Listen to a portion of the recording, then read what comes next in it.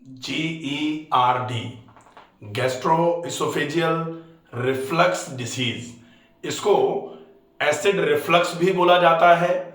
इसमें खाना आमाशय से डकार के साथ में आहार नाल से होते हुए गले तक आने की जो परेशानी है वो इस समस्या में आपको फील होती है। क्यों ये समस्या हो जाती है और जब ये प्रॉब्लम हो जाती है तो फिर आपको एक ऑप्शन दिया जाता है कि आप इसके लिए सर्जरी करवा लें। GERD या फिर इसको एसिड रिफ्लक्स भी बोलते हैं। और इसके लिए अगर आपको जब ये बोला जाए कि आप इसकी सर्जरी करवा लो तो क्या आपको सर्जरी करानी है या फिर आपके पास कुछ और भी ऑप्शन होता है। आज हम इस वीडियो में इस बात को बहुत अच्छे तरीके से समझने की कोशिश करेंगे। समझना इसलिए जरूरी है कि अगर मान लो GERD है और हमने सर्जरी करा ली, लेकिन अगर कॉजेज जो है वो स्टमक इश्यूज की वजह से आपको GERD हो रहा था, तो आप GERD के लिए सर्जरी क्या होती है, किस तरीके से इसको प्रोसेस में लिया जाता है, अगर आप अच्छे से समझ लेंगे तो आपको ये पता लगेगा कि इस सर्जरी की आवश्यकता है या फिर आप बिना सर्जरी के भी इस समस्या में आराम पा सकते हैं। और अगर आपको सर्जरी करानी ही पड़ेगी तो उसके पहले आपको तैयारियां कौन सी करनी है। जैसे जनरली जब एब्डोमिनल प्रॉब्लम्स की वजह से जो अम्बिलिकल हर्निया है या फिर जो इंग्वाइनल हर्निया होता है, इस हर्निया की वजह अगर इंटरनल प्रेशर है और आपने इंटरनल प्रेशर को खत्म किए बिना ही इस हर्निया की सर्जरी करा ली, तो अगर राइट इंग्वाइनल हर्निया होता है तो आप राइट साइड की सर्जरी करा लेते हो तो लेफ्ट इंग्वाइनल हर्निया होने के पूरे चांसेस होते हैं। और देखने में ऐसा भी आया है कि अगर बिना पेट को हल्का किए, बिना पेट को नरम किए आपने कॉजेज बिल्कुल वैसे ही छोड़ करके अगर हर्निया का ऑपरेशन कराया है तो हर्निया दूसरी जगह आ जाता है। ठीक ऐसे ही ये GERD की सर्जरी करानी है कि नहीं करानी है, ये डिपेंड करेगा कि आप इसको प्रॉपर समझ लो कि GERD एग्जैक्टली क्या होता है। तो GERD का मतलब होगा कि आपका ये तो हो गया स्टमक, ये जो है ये है एक ऐसे करके जिसको स्फिंक्टर बोला जाता है, द्वार बोला जाता है, वो ये है गैस्टर और ये है ई मतलब इसोफेगस।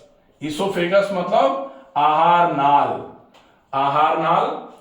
तो गैस्टर और इसोफेगस के बीच में ये द्वार है, इस द्वार को बोला जाता है या तो GE जंक्शन और या फिर इसको बोलते हैं क्या, इसोफेजियल स्फिंक्टर। तो इसोफेजियल स्फिंक्टर है। अब इसोफेगस पर कहां है ये है इसोफेगस के बिल्कुल लोअर वाले पार्ट पर। तो लोअर वाले पार्ट पर अपन देखें कि इस तरीके से आ रहा था, ये मुंह था, ये आहार नाल था और यहां ऐसे आकर के ये आया। तो ये क्या है, अपर एंड ऑफ इसोफेगस, आहार नाल का ऊपर वाला हिस्सा, और ये है लोअर एंड ऑफ इसोफेगस। तो लोअर इसोफेजियल स्फिंक्टर, इसको बोला जाता है लोअर इसोफेजियल स्फिंक्टर। तो इसको बोलते हैं LES। ठीक है, LES क्या है ये।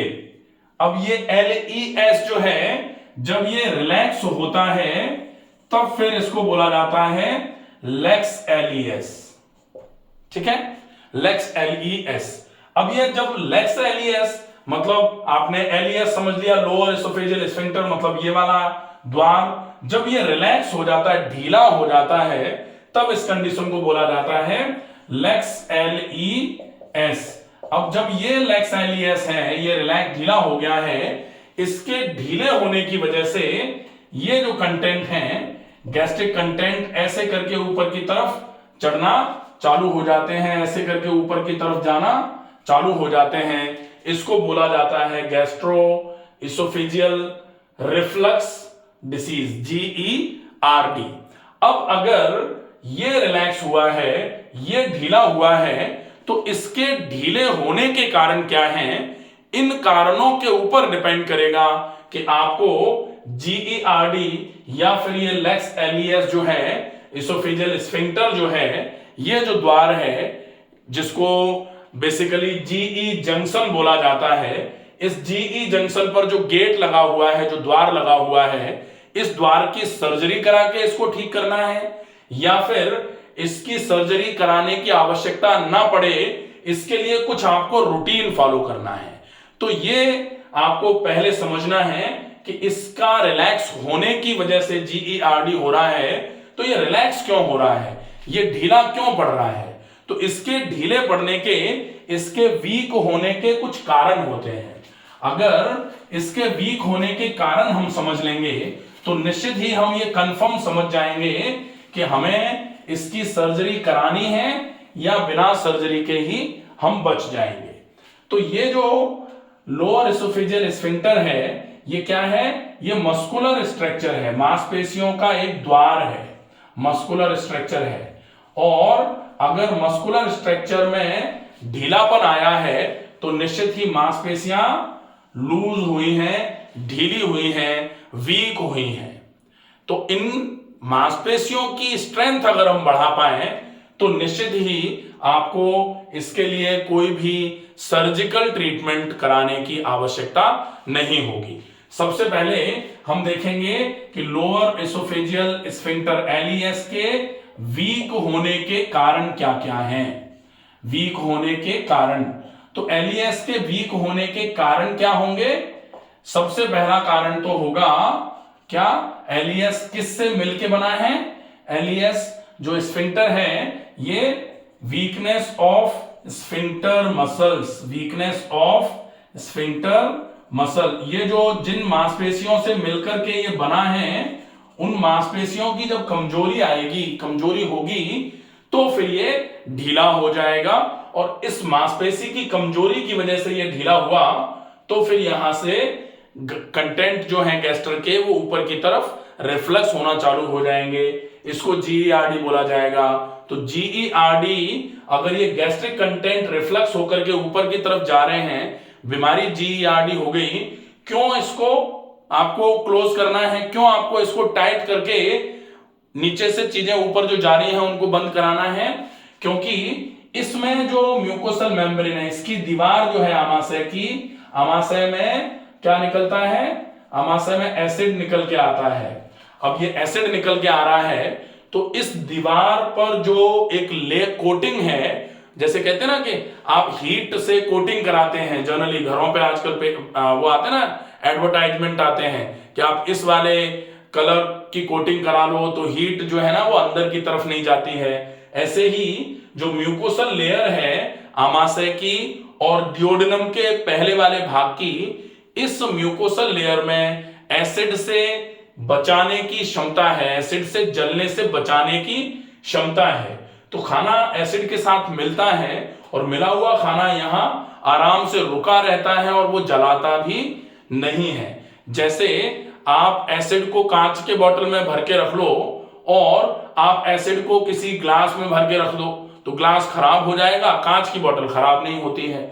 ऐसे ही यहां एसिड से बचाने की जो प्रोटेक्टिव मैकेनिज्म है आमाशय में है, लेकिन जब ये आमाशय में खाना और एसिड का कंटेंट निकल करके आमाशय से आहार नाल पे जाता है तो ये जो है ये मांसपेशियों का एक स्ट्रक्चर था, ये ऐसा वाला।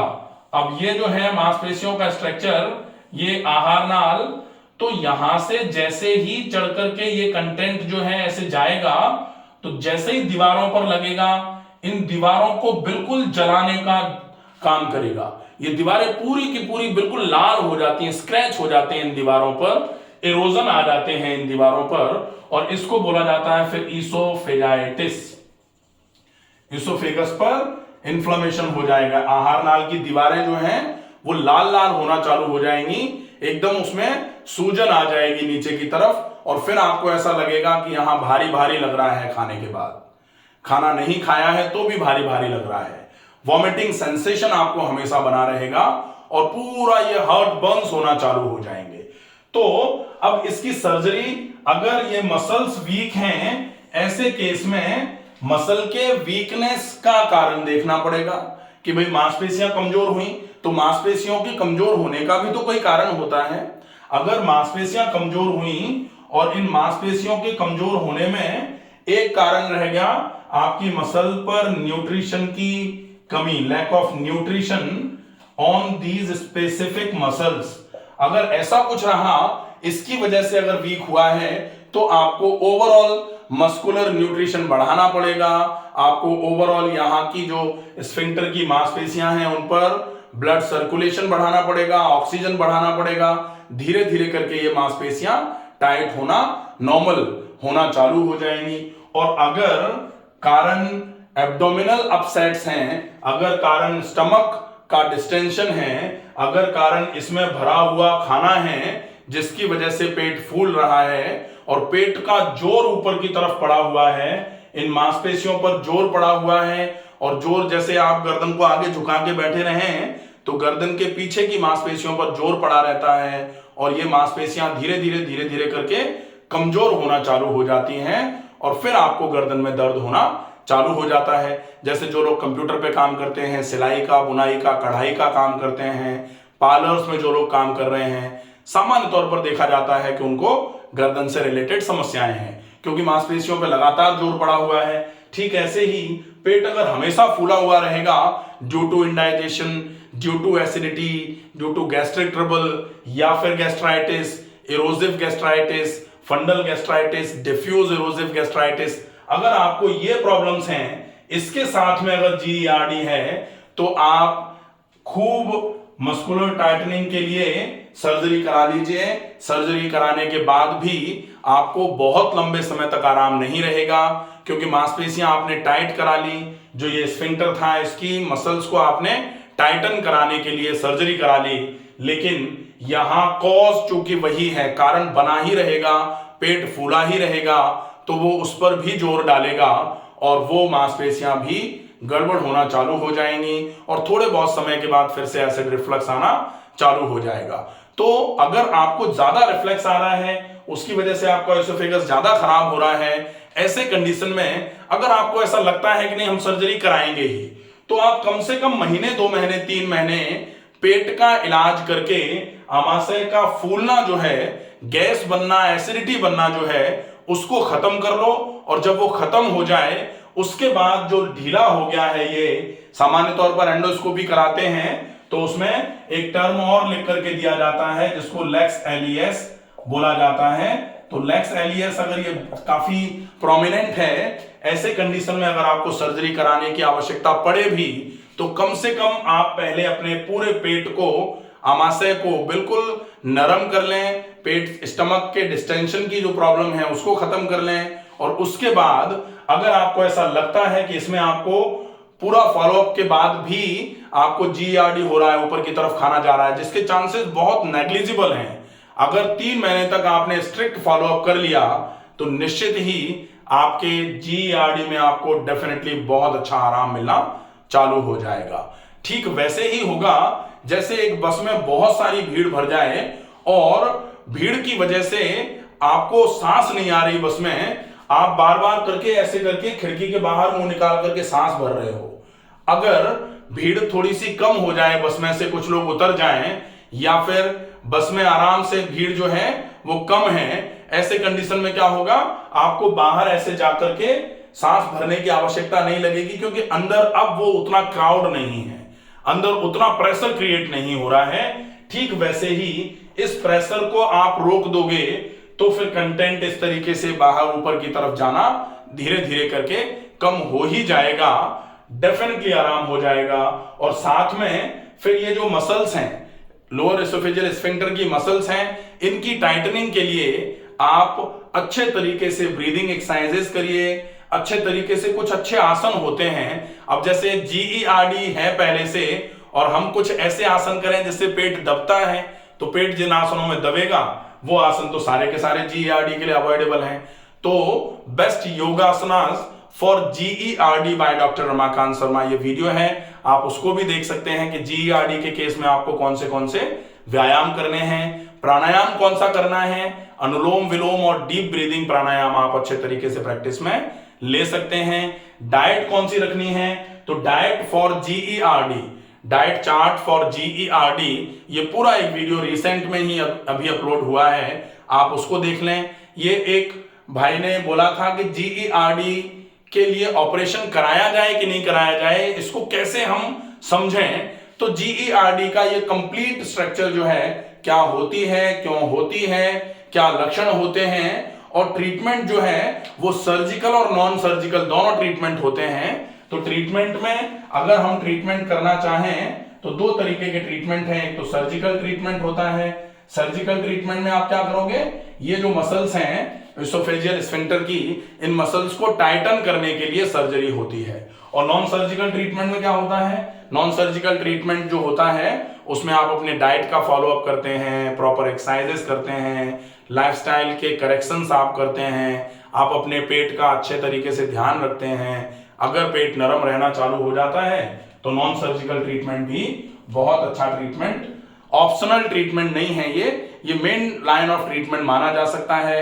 अगर अच्छे तरीके से फॉलो करेंगे तो डेफिनेटली बहुत अच्छा आराम मिलेगा आपको। आशा है ये वीडियो पसंद आएगा, ज्यादा से ज्यादा लोगों तक शेयर करें ताकि ज्यादा से ज्यादा ऐसे लोग जिनको ये प्रॉब्लम है वो इसको समझ करके प्रॉपर तरीके से फॉलो अप करके इस समस्या से निजात पाएं। स्वस्थ रहिए, सुरक्षित रहिए, धन्यवाद।